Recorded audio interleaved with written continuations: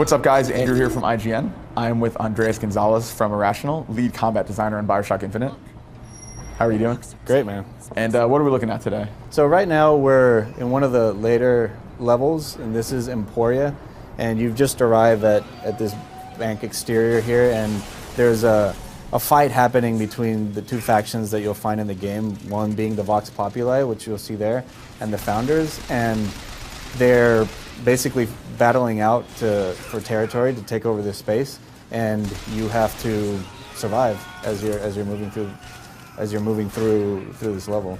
So what we're seeing here, for example, is the use of the Murder of Crows vigor, and this is an execution, pretty gory. And so right now we have the Murder of Crow vigor equipped and DK, which is Devil's Kiss, and if, for example, there you can see that if you throw Murder of Crows and then use Devil's Kiss, it'll light the crows on fire, and then you can have that vigor interaction and that causes additional damage.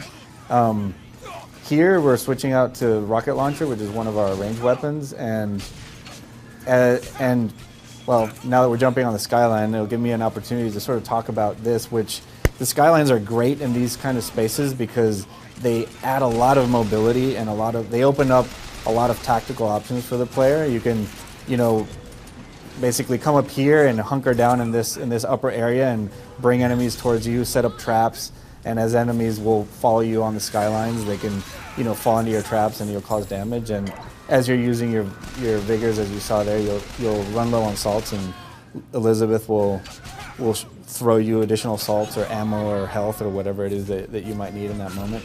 And what are we kind of doing with each of these vigors? I saw that wheel pop up.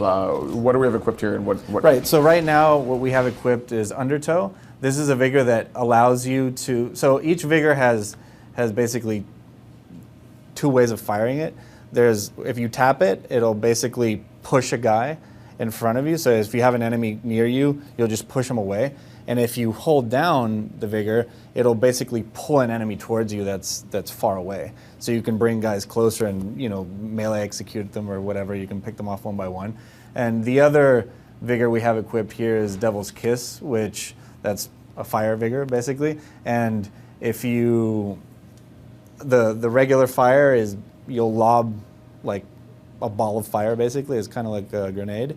And if you use the trap version, you can set down an actual Devil's Kiss trap, and if an enemy will run through it or whatever, they'll catch fire. So each vigor has that dual functionality. And what you see there on the lower left-hand corner in the HUD is the two vigors that you have active, so you can quick swap between those two.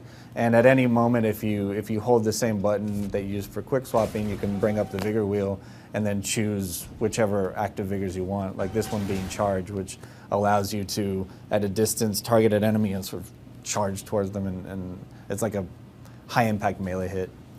Very cool. Yeah. So what we're seeing here is now the Handyman is coming into the space, and he's one of our bigger enemies, and he's great in a space like this because he also has high mobility. So as you're on the skyline, against normal enemies, you can sort of pick them off, and you can do skyline dismounts and pick away at these enemies. But with the Handyman, he's super aggressive and very mobile. So he'll keep you on your toes as you're moving around the space. Right now we're seeing the use of traps, which basically that's an oil slick, and if you throw Devil's Kiss on it, then it becomes like a fire trap, and any enemy that runs through it will catch fire.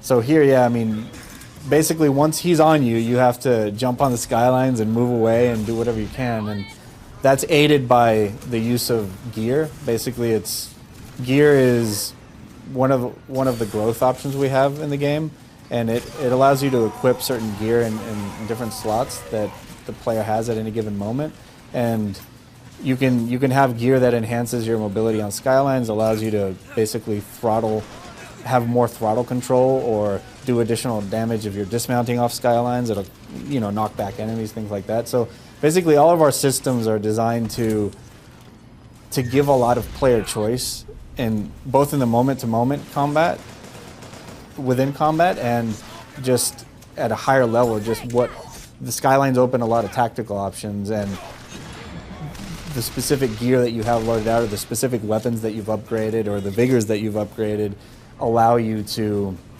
basically customize your playstyle. And then you can use tears within the environment to enhance those moment-to-moment choices of like, oh my god, I'm low on ammo, but Liz just tossed me some health, so I know that there's a tear over here that gives me additional salts or whatever I need, or health, or I'm next to an enemy that, like the handyman, that's super aggressive, so I can use the oil slick to cause additional damage as he's chasing me around the space, things like that.